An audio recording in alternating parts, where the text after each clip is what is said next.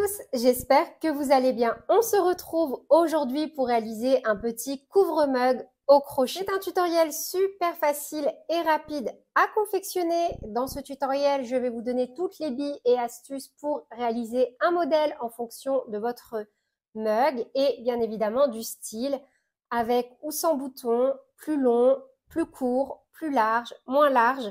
Vous allez voir, on va aborder tous les petits aspects pratiques afin vraiment de créer le modèle qui vous correspond. Si vous débutez le crochet, pas de panique, vous pouvez vous rendre directement sur mon site internet www.lecrochetdeplume.com.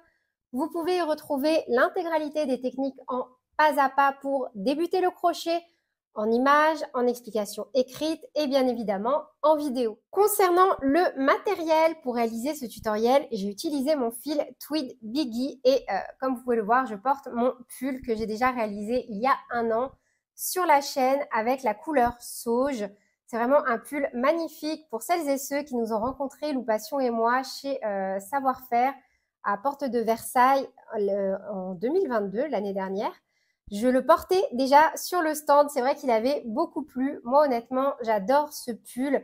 Je le passe en machine à 30 degrés. Il ressort vraiment nickel. Là, on est sur un fil à dominante acrylique avec un mélange de laine et viscose. J'aime vraiment beaucoup que ce soit les couleurs. Je trouve que les couleurs de cette gamme sont vraiment splendides. Et là, voilà le fil, enfin la pelote que j'ai utilisée pour réaliser mon petit cache mug. Vous voyez, j'ai rien utilisé. Je pense que avec une pelote comme ça, on peut réaliser au moins une vingtaine de modèles.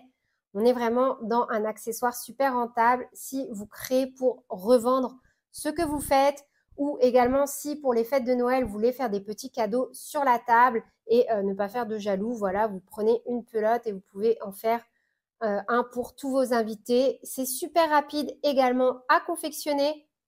Si je ne dis pas de bêtises, j'ai dû réaliser le mien en moins de 30 minutes. Voilà. Et encore, je l'ai réalisé en moins de 30 minutes, mais en réfléchissant également à la conception et en faisant ma vidéo. Donc voilà, on est vraiment sur un fil vraiment top et sur un modèle très rapide. N'hésitez pas à faire pause pour noter toute la liste du matériel que vous pouvez également retrouver dans la description de cette vidéo. Concernant les fiches de réalisation, vous pouvez bien évidemment les retrouver dans le petit i en haut à droite.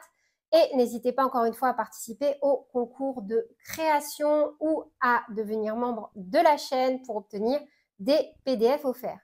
On est parti avec le tutoriel.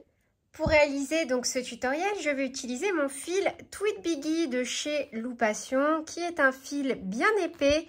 Il est recommandé de le travailler avec des aiguilles taille 7 ou 8. Pour ma part, je vais venir utiliser un crochet taille numéro 4 pour avoir un rendu bien cocooning.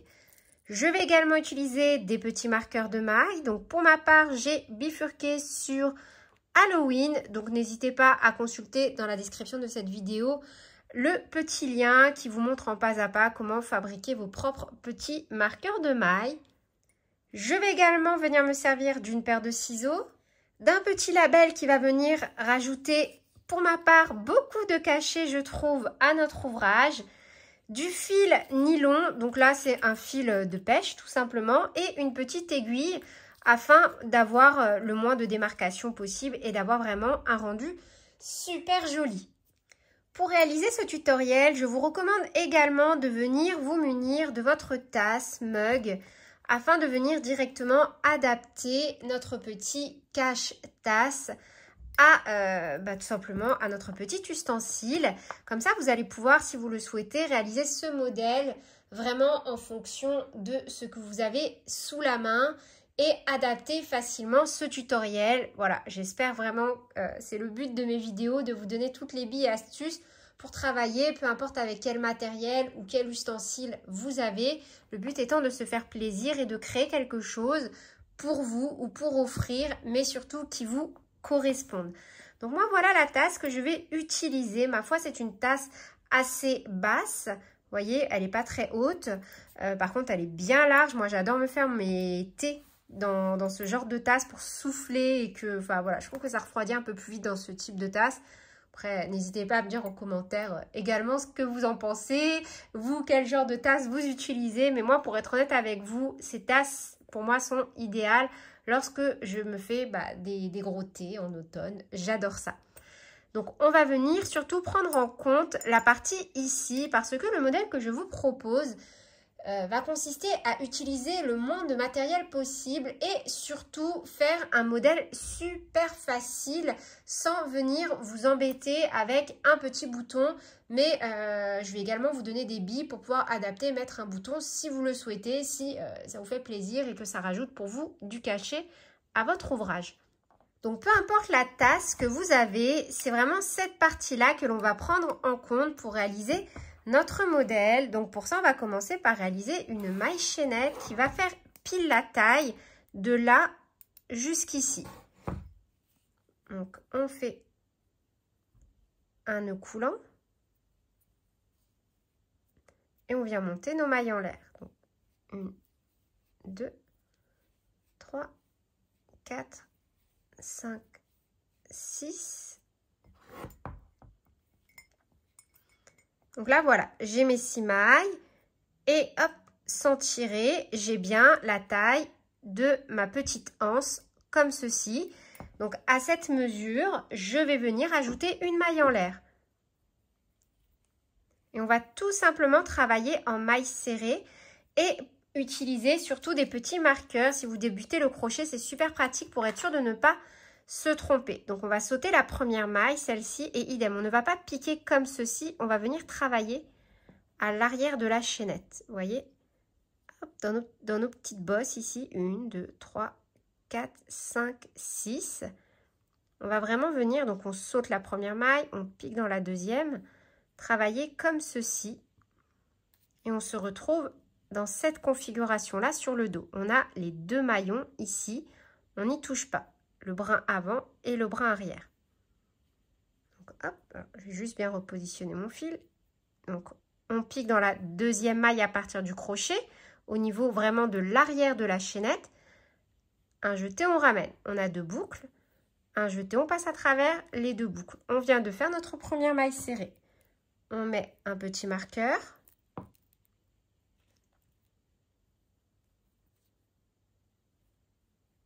Comme ceci. Et on vient faire une maille serrée dans chaque maille.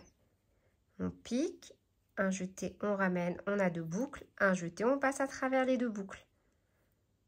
On pique dans la maille, un jeté, on ramène le fil, un jeté, on passe à travers les 2 boucles. C'est vraiment un tutoriel génial, je trouve, pour les débutants.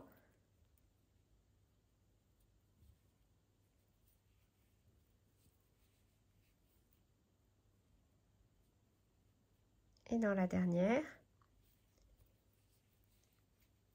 on vient de terminer le premier rang. Une maille en l'air, on tourne. Et maintenant, on va répéter le rang numéro 2 jusqu'à obtenir la largeur que l'on souhaite. On pique dans les 2 brins comme ceci. Vous voyez, le crochet passe de nouveau sous les 2 brins. Un jeté, on passe à travers les 2 boucles. Et de nouveau sur la première maille, surtout si vous débutez le crochet, je vous recommande fortement de venir la marquer. Donc, pour ma part, je dois faire des rangs de 6 mailles serrées. Donc, 2, 3, 4, 5. Vous voyez, je sais que là, je suis bien dans ma dernière car j'ai mon petit marqueur. Et 6. Et on répète le rang numéro 2 autant de fois que nécessaire. Une maille en l'air, on tourne, on saute la maille en l'air que l'on vient de réaliser, on pique dans la maille suivante et on refait notre première maille serrée. On déplace notre petit marqueur et on reprend une maille serrée dans chaque maille du rang précédent.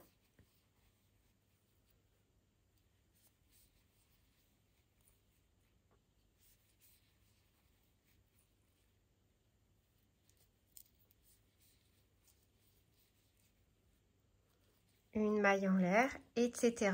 On poursuit jusqu'à avoir la largeur que l'on souhaite.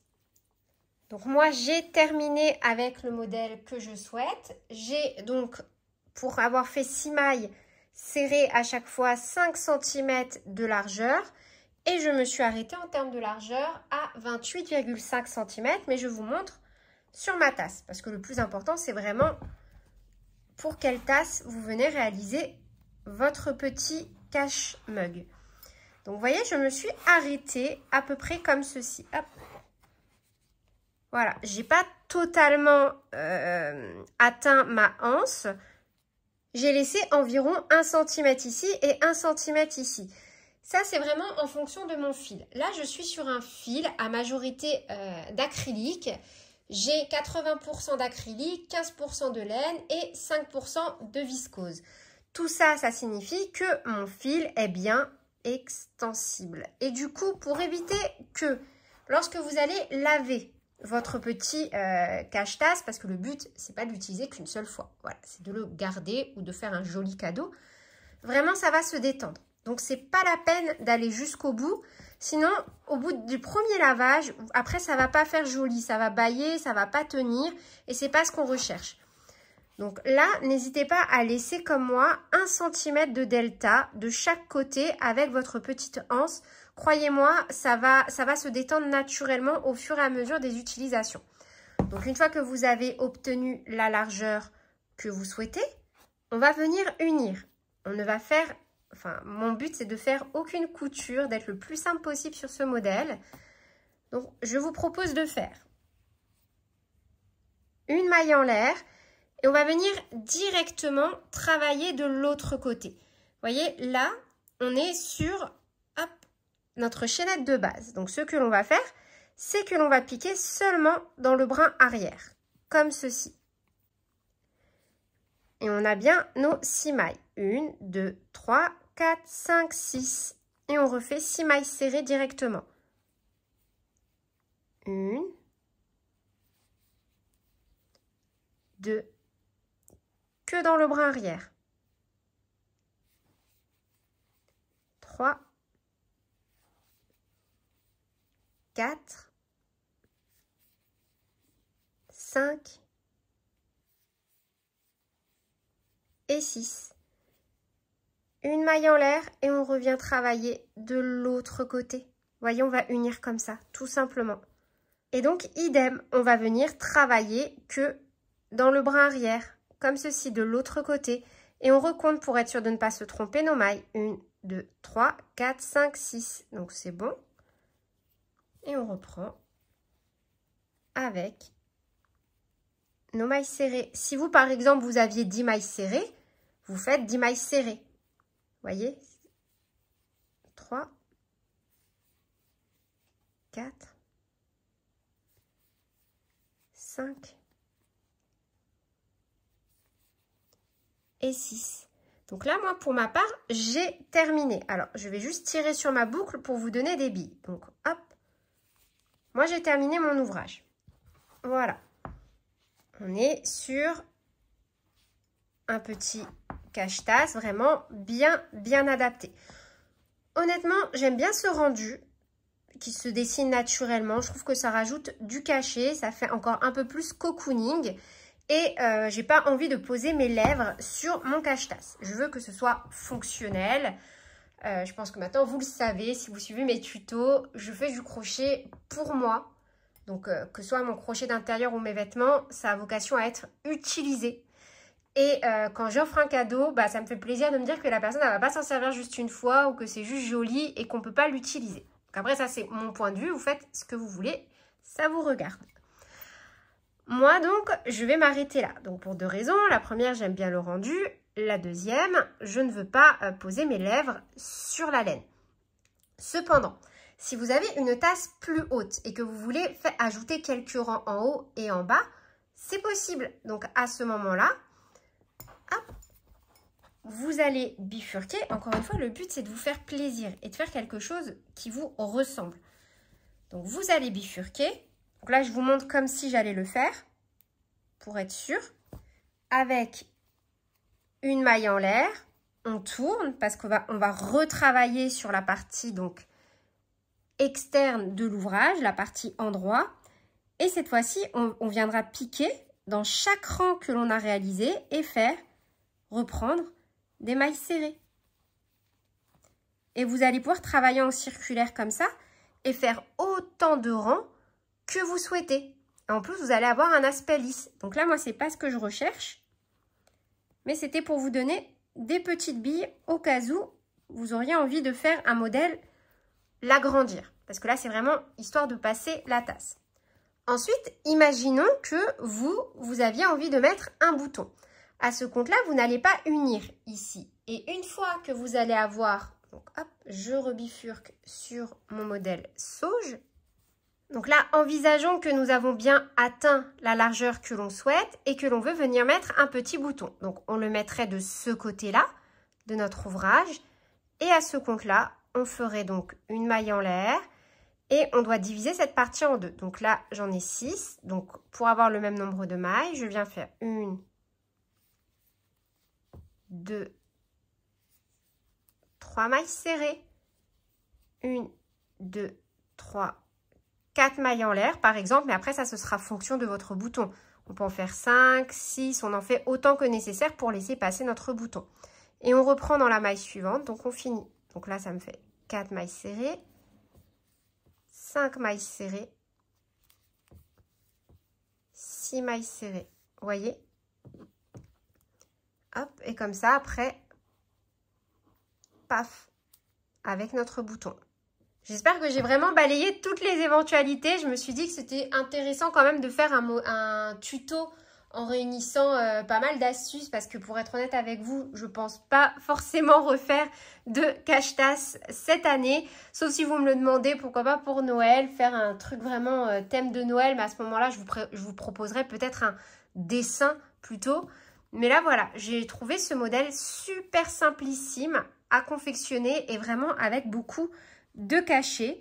Donc une fois qu'on a donc terminé, hop, là juste pour être sûr, hop, je refais ma dernière maille serrée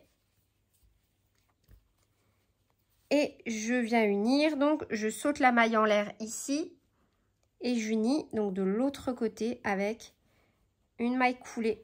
Je vais couper hop, directement mon fil, je ne fais pas de maille en l'air et je tire mon fil. Donc là, je vais venir déjà dans un premier temps cacher mes fils et ensuite tout simplement avec notre fil de nylon, on peut venir donc hop,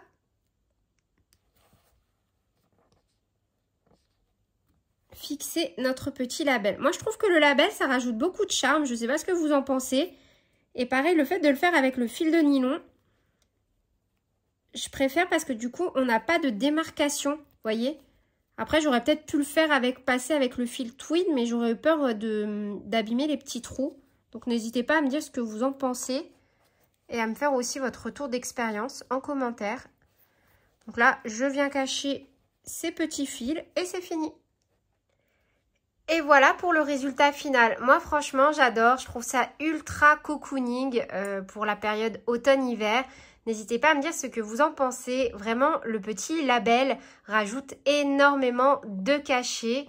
J'espère que ce tuto vous aura plu. Sur ce, je vous fais plein de bisous. Prenez bien soin de vous et à très bientôt pour de nouveaux tutoriels. Salut!